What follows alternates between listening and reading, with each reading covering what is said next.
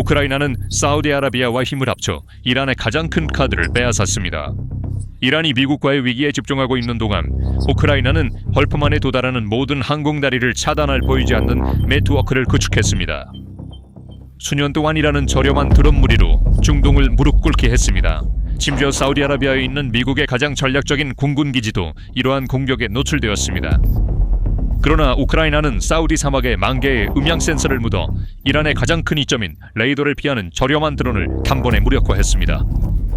이란은 아직 이를 알지 못합니다. 이 변화와 우크라이나의 움직임이 진정으로 무엇을 의미하는지 이해하려면 먼저 이란이 걸프에서 구축한 공포 방정식을 살펴봐야 합니다. 이란의 테러 방정식은 잔인할 정도로 간단합니다. 샤헤드 드론은 몇천 달러가 듭니다. 이를 막기 위해 발사되는 패트리어트 미사일은 300만 달러가 듭니다. 이란은 30대의 드론을 보냅니다. 방어 측은 9천만 달러를 미사일에 쓰고도 일부를 막는 데 어려움을 겪습니다. 이 비대칭적 우위로 이란은 걸프를 인질로 잡았습니다. 2026년 3월 위기는 절정에 달했습니다. 이란과 미국 간의 긴장이 고조되면서 드론 공격이 강화되었습니다. 사우디 정유 시설이 표적이 되었습니다. 걸프 지역의 에너지 인프라는 지속적으로 경계 상태에 있었고 이란은 중동에서 가장 중요한 군사시설인 프린스 술탄 공군 기지를 공격했습니다.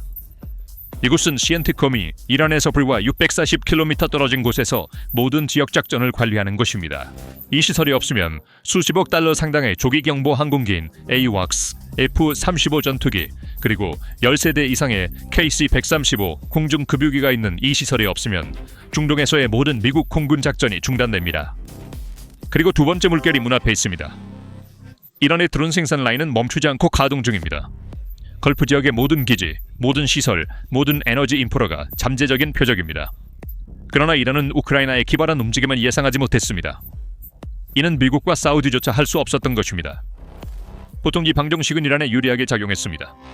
이란에게는 공격이 저렴하고 방어에는 비용이 많이 들었습니다. 그러나 우크라이나의 스카이맵은 이 방정식을 정확히 뒤집었습니다. 스카이맵, 우크라이나 기반의 스카이포트리스가 브레이브원 방위 혁신 프로그램의 지원을 받아 개발한 지휘 및 통제 플랫폼으로 사우디 사막에 묻힌 10,000개의 음향 센서의 두뇌입니다. 이 센서들은 한때 단순한 휴대전화 마이크로 시작했습니다. 오늘날 이들은 특수 군사 하드웨어로 발전했습니다. 그들은 레이더가 감지하기에는 너무 낮게 나는 드론의 엔진 소리를 수킬로미터 떨어진 곳에서 포착합니다. 데이터는 인공지능 기반의 지휘센터로 흐릅니다. 인공지능 알고리즘은 사막의 바람 소리와 발정이 소음을 완전히 무시하고 적의 모터의 특정 주파수에만 집중하여 새의 날갯짓 소리와 샤헤드의 엔진 소리를 10분의 1초 만에 구분합니다. 센서는 섭씨 50도가 넘는 사막의 열기와 눈을 멀게 하는 모래 폭풍 속에서 작동하며 모래 언덕 뒤에 위장되어 철조망에 버려진 구조물에 숨겨져 있습니다. 비밀 유지가 필수적입니다. 위협이 감지되면 지도에 빨간 점이 나타나고 실시간 비디오 피드가 지원됩니다. 그런 다음 RTX 코요테나 우크라이나산 메롭스 같은 요격 드론이 발사되어 무리 속으로 뛰어들어 적의 목표물을 공중에서 파괴합니다. 이 시스템을 구축한 우크라이나 엔지니어들은 현재 프린스 술탄 기지에서 직접 근무하고 있습니다. 200명 이상의 우크라이나 방공 전문가들이 사우디아라비아에 배치되어 미군에게 스카이맵 사용법을 가르치고 사우디 인프라의 보안 취약점을 식별하며 이란 드론에 대한 전술을 현지 조건에 맞게 조정하고 있습니다. 이는 단순한 기술 이전이 아닙니다. 이는 4년간의 전시 실전 정보의 이전입니다. 우크라이나인들은 이 시스템을 실험실에 아닌 러시아 샤헤드 공격 실제 포화 속에서 개발했습니다. 매일 밤 드론 무리를 막고 매 공격에서 배우고 매 실패 후 계산하면서 이 지점에 도달했으며 이제 그 경험을 미국의 가장 전략적인 기지로 가져오고 있습니다. 우크라이나 전문가의 첫 주 보고서가 이를 확인합니다. 우리는 일주일도 안 되어 우크라이나의 실제 전술을 사우디의 필요에 맞게 적응시키는데 구체적인 진전을 이루었습니다. 그리고 우크라이나의 걸프 지역에서의 역할은 하늘에만 국한되지 않습니다. 호르무즈 해협을 정리하기 위해 세계 석유 공급의 20% 이상이 흐르는 이 좁은 수로에서 이란의 지뢰를 제거하기 위해 우크라이나 해군도 무대에 나서고 있습니다. 포츠머스에서 훈련을 마친 4척의 나토 표준 기로의 대항 함정이 준비되어 있습니다. 5번째 함정이 오는 중입니다. 하늘의 스카이맵, 바다의 기로의 사냥꾼. 우크라이나는 걸프 상공과 해저에 방어망을 짜고 있으며 이 네트워크의 가장 큰 패자는 단 하나의 국가입니다. 그러나 이란은 포기하지 않고 있습니다. 테헤란의 드론 생산 라인은 밤낮 없이 가동 중입니다. 새로운 샤헤드 변형이 개발되고 있습니다. 후티, 이라크 민병대, 헤즈볼레 새로운 선적이 이루어지고 있습니다. 두 번째 공격 물결이 매일 더 구체화되고 있습니다. 그러나 이란이 취하는 모든 대응 조치는 벽에 부딪힙니다. 드론 군집을 더욱 강화할 수 있지만 스카이마픈 군집 공격을 막기 위해 특별히 설계되었습니다. 전자전과 교란을 사용할 수 있지만 우크라이나는 러시아의 세계적 수준의 전자전 시스템에 맞서 이 시스템을 개발했습니다. 탄도미사일을 사용한 혼합 공격을 시작할 수 있지만 이는 훨씬 더 비용이 많이 들고 위험이 훨씬 더 큽니다. 스텔스 드론 기술로 전환할 수 있지만 그 능력이 없습니다. 그리고 스카이마프는 정적인 시스템이 아닙니다. 계속해서 학습하고 있습니다. 탐지된 드론마다 AI의 데이터베이스에 새로운 소리 설명이 추가됩니다. 요격된 공격마다 반응 시간이 조금씩 단축됩니다. 이란이 새로운 변종을 개발하면 스카이맵은 몇 번의 공격 내에 그 엔진 소리를 식별할 것입니다. 이란의 대리 전략도 무너지고 있습니다. 후티, 이라크 민병대, 헤즈볼라를 통한 공격은 이제 공중에서 척추되고 있습니다. 대리인을 통한 저비용 전쟁은 더 이상 저비용이 아닙니다. 이란의 지출은 계속되지만 드론은 목표에 도달하지 못하고 있습니다. 호르무즈 차원에서는 상황이 더욱 악화되고 있습니다. 우크라이나의 기류에 사냥꾼들이 해협의 위협을 줄이면서 이란에 우리가 해협을 봉쇄할 것이다 라는 협박도 가치를 잃고 있습니다. 이란의 지역 권력의 기초인 저렴한 드론, 해상 기류의 대리 공격은 모든 차원에서 약화되고 있으며 이란의 기술적 격차는 이를 영구적으로 만듭니다. 우크라이나는 4년간의 실제 전투 상황에서 매일 밤 도착하는 드론 무리 속에서 러시아의 대규모 전자전 시스템에 맞서 이 기술을 개발했습니다. 이란은 같은 수준의 전투 경험이 없으며 단기간에 이를 얻을 수 없습니다. 그러나 이란은 군사적 우위만 잃고 있는 것이 아니라 인식전쟁에서도 패배하고 있습니다. 우크라이나는 이 방어 네트워크를 패배적인 미디어쇼로 발표하기보다는 조용한 예방력으로 유지하고 있습니다. 공격이 시도되지만 실패합니다. 실패한 공격은 헤드라인을 장식하지 않습니다. 쓰이지 않은 헤드라인은 공포를 조성하지 않습니다. 이란이 만들고자 하는 공포 분위기는 조용히 억제되고 있습니다. 이 침묵은 사우디 경제에 필수적입니다. 성공적인 공격 헤드라인은 수십억 달러의 외국 투자가 도망간다는 것을 의미합니다. 비전, 프로젝트, 내엄, 홍해 관광은 안정성에 대한 인식에 달려 있습니다. 스카이맵은 그 인식을 보호합니다. 하늘에서의 물리적 전쟁, 뒤에서의 인식 전쟁. 우크라이나는 둘 다 이기고 있습니다. 그리고 이 성과 뒤에는 전쟁 역사상 가장 놀라운 변혁 중 하나가 있습니다. 4년 전 우크라이나는 세계의 탄약을 구걸하고 무기를 요청하고 돈을 요청했습니다. 오늘날 같은 나라가 사우디아라비아에서 미군에게 그들의 기지를 보호하는 방법을 가르치고 있습니다. 이 변혁은 전쟁 역사상 전례가 없습니다. 우크라이나는 원조를 받는 국가의 정체성에서 글로벌 방위 기술 수출국으로 전환했으며 이는 이론이 아닌 실제로 이루어졌습니다. 젤렌스키는 2달 동안 사우디아라비아를 2번 방문했습니다. 두 번째 방문에서 그는 젤에서 무함마드 빈 살만 왕세자와 만나 보안, 에너지, 인프라에 관한 협정을 진전시켰습니다. 젤렌스키의 말에 따르면 어제 우리는 유럽 지도자들과 우리의 회복력을 위한 재정적 보장을 확보했습니다. 오늘 우리는 사우디아라비아와의 보안, 에너지, 인프라 분야에서의 협정을 진전시키고 있습니다. 200명이 넘는 우크라이나 방공 전문가들이 현재 사우디아라비아에서 근무 중이며 단순히 스카이맵을 설치하는 것뿐만 아니라 사우디 인프라의 보안 취약점을 식별하고 전술을 조정하며 실시간으로 결과를 보고하고 있습니다.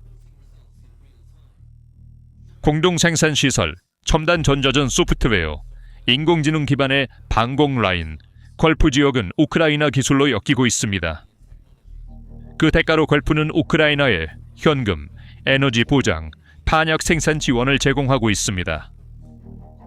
여기서 새로운 경제 모델이 등장하고 있으며 21세기의 가장 놀라운 무역입니다.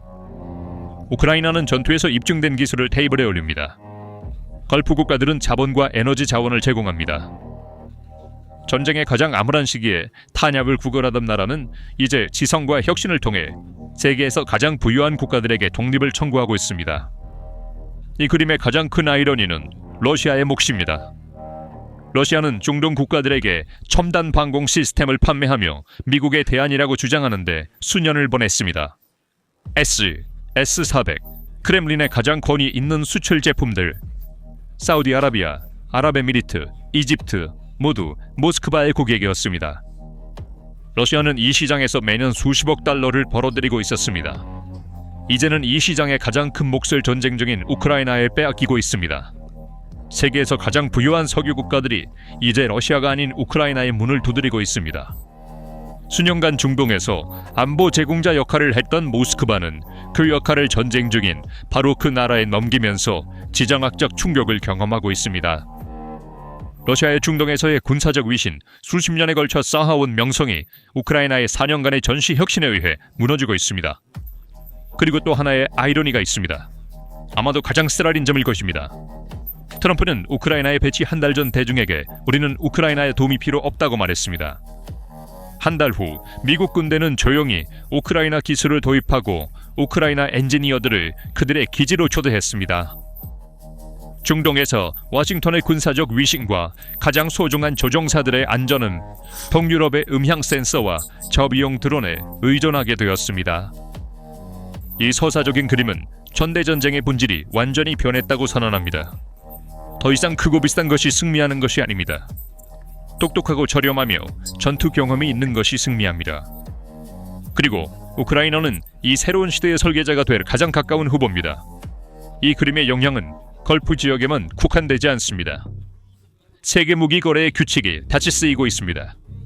세계에서 가장 부유한 석유 국가들, 조 단위 예산을 가진 나라들이 서방의 전통적인 방위 대기업의 문을 두드리는 것이 아니라 전투에서 검증된 우크라이나 기술의 문을 두드리고 있습니다. 이것은 방위 산업의 패러다임 선언입니다. 왜냐하면 걸프 국가들이 이제 실질적인 현실을 보았기 때문입니다. 실험실에서 설계된 시스템과 전장에서 테스트된 시스템 사이에는 큰 차이가 있습니다. 패트리어트는 이론상 완벽하지만 샤헤드 무리에는 무력합니다.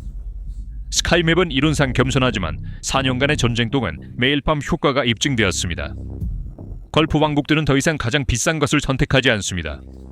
가장 많이 테스트된 것을 선택하고 있습니다. 이 전략적 전환은 방위 산업의 미래를 재편하고 있으며 이 변화는 또한 작은 국가들에게 영감을 주고 있습니다.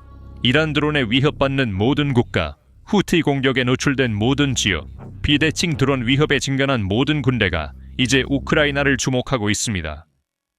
그들은 단 한 대의 탱크 가격으로 수십 대의 드론 방어 시스템을 구축할 수 있다는 것을 보고 이를 위해 조 단위의 예산이 필요하지 않다는 것을 이해합니다. 이것은 또한 글로벌 사우스와 중동이 대체 보안 우산을 찾을 수 있다는 증거입니다. 수년간 미국이나 러시아의 무기 독점에 갇혀있던 국가들은 이제 우크라이나와 같은 주체로부터 전투에서 입증된 비용 효율적이고 신속하게 배치 가능한 솔루션을 얻을 수 있습니다. 무기 거래의 축이 대형 방산 기업에서 전장에서 싸우는 혁신가들로 이동하고 있습니다.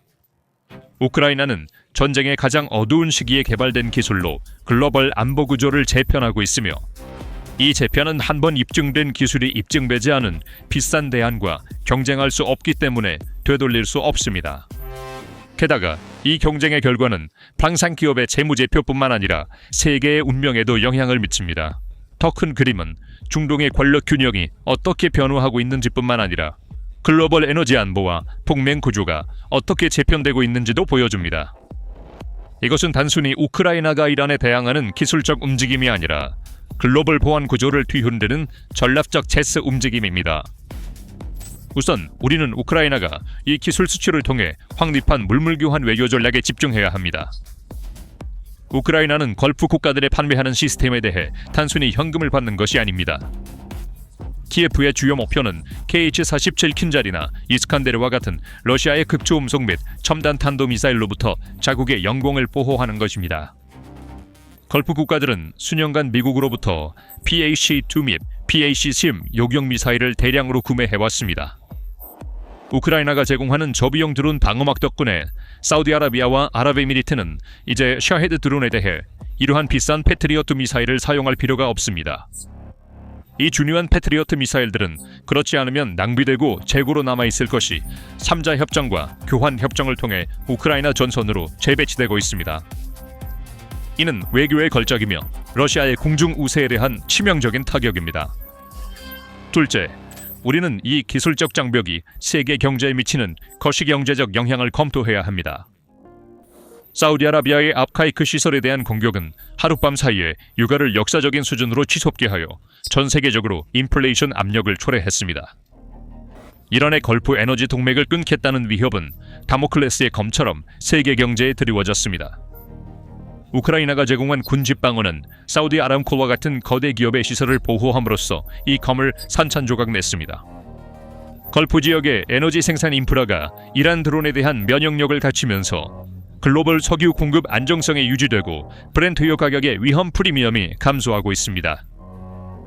이러한 맥락에서 우크라이나는 보이지 않는 방패 역할을 하며 중동뿐만 아니라 유럽과 세계의 에너지 공급망을 간접적으로 보호하고 있습니다. 결론적으로 위협을 만들어낸 바로 그 전장이 이제 그 위협에 대한 절대적인 해결책을 세계에 수출하고 있습니다.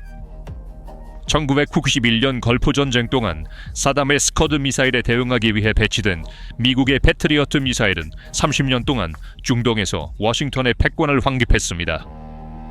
그러나 오늘날 스커드는 샤헤드 드론으로, 패트리어트는 우크라이나의 스팅과 P-원선 요격기로 대체되었습니다.